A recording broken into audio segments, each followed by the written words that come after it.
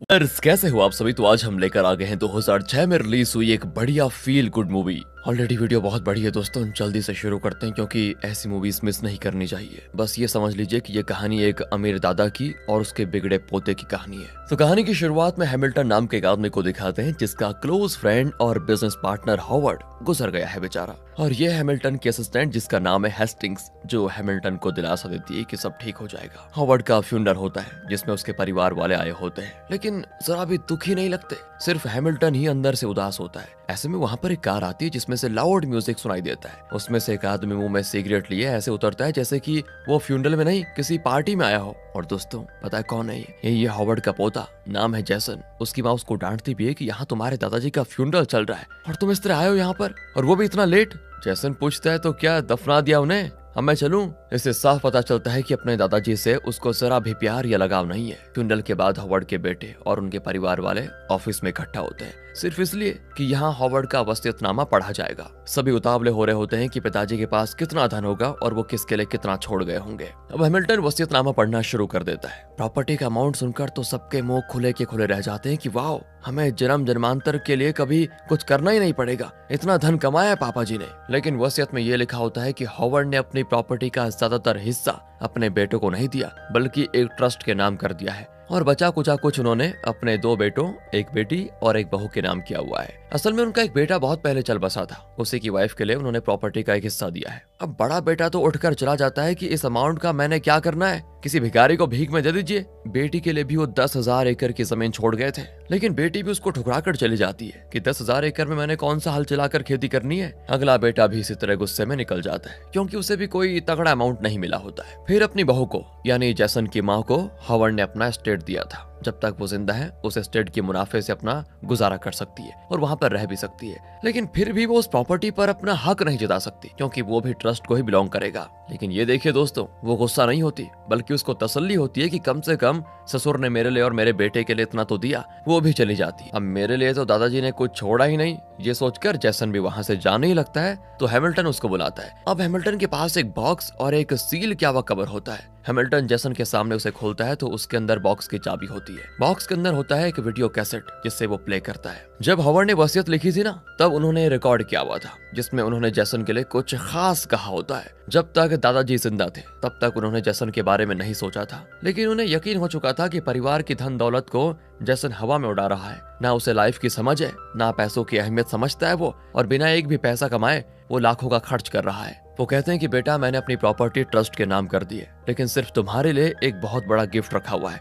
इतना बड़ा कि तुम सोच भी नहीं सकते। वो है द अल्टीमेट गिफ्ट। मैंने तुम्हारे लिए कुछ खास टास्क्स बताए हैं हैमिल्टन को। अगर तुम उन टास्क को पूरा करोगे और हैमिल्टन तुम्हारे काम से सेटिस्फाइड हो जाएगा, तब जाकर तुम्हें मेरा वो अल्टीमेट गिफ्ट मिलेगा। हैमिल्टन जैसन को हॉस्टन जाने का टिकट देता है और कहता है कि तुम्हारे दादाजी ने तुम्हें जो पहला टास्क दिया है ना, वो यही है। साथ ही एक एडवांस्ड मोबाइल फोन भी देता है, मतलब 2006 में बहुत ही एडवांस्ड फोन था वो कहते हैं कि सुनो, इस फोन के जरिए तुम हमसे वीडियो कॉल पे बात कर पाओगे, हमसे कम्युनिकेट कर पाओगे, ओके, और तुम्हारे दादाजी के वीडियोस और ऑडियोज सब इसी में है। जैसन पूछता है कि आखिर वो टास्क है क्या, मुझे हॉस्टन में करना क्या है। हैमिल्टन कहता है वो तो मैं भी नहीं जानता, तुम बस हॉस्टन जाओ, तुम्हें खुद पता चल जाएगा। जैसन को गुस्सा भी आता है कि मैं बेवकूफ हूँ क्या जो बिना कुछ जाने हॉस्टन चला जाऊंगा, मुझे ना दादाजी का कोई गिफ्ट चाहिए और ना उनका कोई टास्क मैं करूंगा। कहकर जैसन चला जाता है और अपनी गर्लफ्रेंड से मिलता है। वो बहुत ही उतावली होती है कि दादाजी ने तुम्हें कितनी प्रॉपर्टी दी है। जैसन कहता है ठेंगा दिया, पर हाँ हैमिल्टन ने कहा है कि उन्होंने मेरे लिए कोई अल्टीमेट गिफ्ट रखा हुआ है और मुझे उसको लेने हॉस्टन जाना होगा, पर मैंने तो साफ मना कर दिया।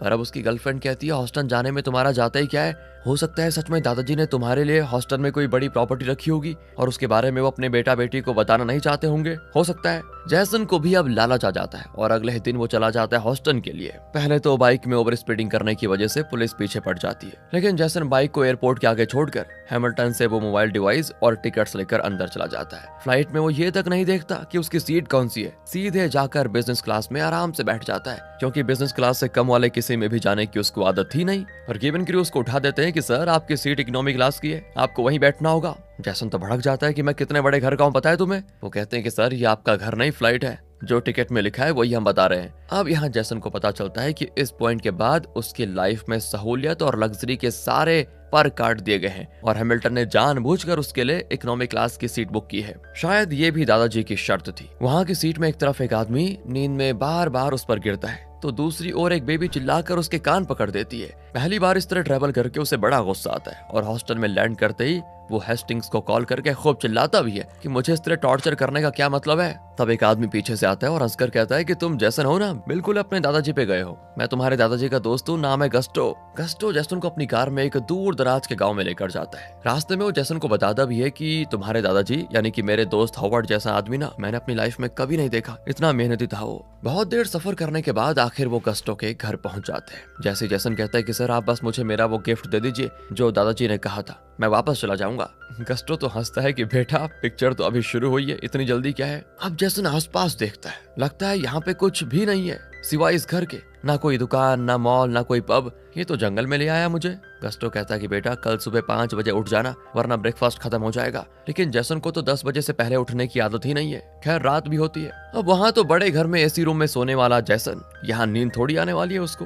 वो अपनी गर्लफ्रेंड से बात करने की सोचता है लेकिन यहाँ फोन पे सिग्नल भी नहीं होता। यार ये किस नरक में डाल दिया इन्होंने मुझे, ये सोचकर वो परेशान हो जाता है। खैर सुबह हो जाती है। गस्टो आकर उसको जगाता है और कहता है कि बेटा तुम 5 बजे नहीं उठे तो ब्रेकफास्ट खत्म हो चुका है। खैर मैं तुम्हें तुम्हारा काम समझाता हूँ, जरा उठ जाओ। लेकिन जैसन उठने का नाम ही नहीं लेता तो गस्टो एक इलेक्ट्रिक रॉड से उसको शॉक लगा देता है। तब जाकर वो उठता है। अब किचन में ब्रेकफास्ट के ब्रेड का एक टुकड़ा पड़ा होता है जो वो फेंकने जाते हैं। जैसन तो भूख के मारे उसे उठाकर मुंह में डाल देता है। फिर गस्टो उसे कार में घर से बहुत दूर लेकर जाता है। एक बड़ी जमीन के आगे गस्टो कार रोकता है। वहाँ वो कोई गड्ढा खोदकर खंबा लगा रहा होता है। जैसन भी बड़े आराम से कार पे पीठ लगाकर ये तमाशा देख ही रहा होता है। लेकिन फिर गस्टो कहता है कि बेटा एक खंबा तो मैंने गाड़ दिया, अब इसी तरह इस पूरी जमीन पर खंबों की कतार लगानी होगी तुम्हें और उसमें फेंस भी लगाना है। सुनकर तो जैसन चौंक जाता है कि क्या मैं अकेला और वो भी इतनी बड़ी जमीन पर फेंस कैसे लगाऊंगा। गस्टो कहता है कोई बड़ी बात नहीं है, गहरे गड्ढे खोदो, अच्छे से खंबे गाड़ो, एकदम टाइट फेंस लगाओ। अब जिस आदमी ने आज तक इधर की चीज उठाकर उधर ना रखी हो वो इतनी मेहनत का काम कैसे करेगा, सोचिए जरा।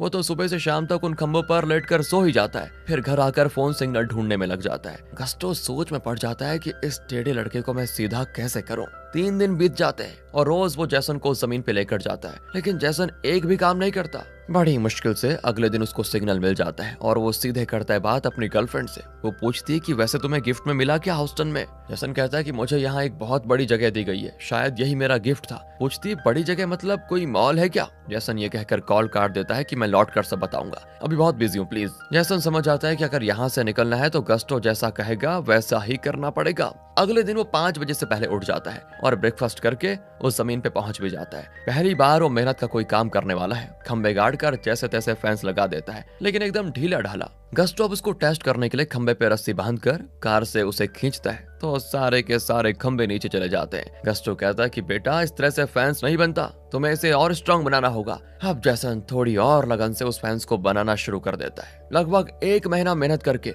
वो उस फैंस को पूरी तरह से लगा भी देता है। इस बार गस्टो चेक करता है तो वो चीज उसको एकदम परफेक्ट लगती है और यहाँ उसको जैसन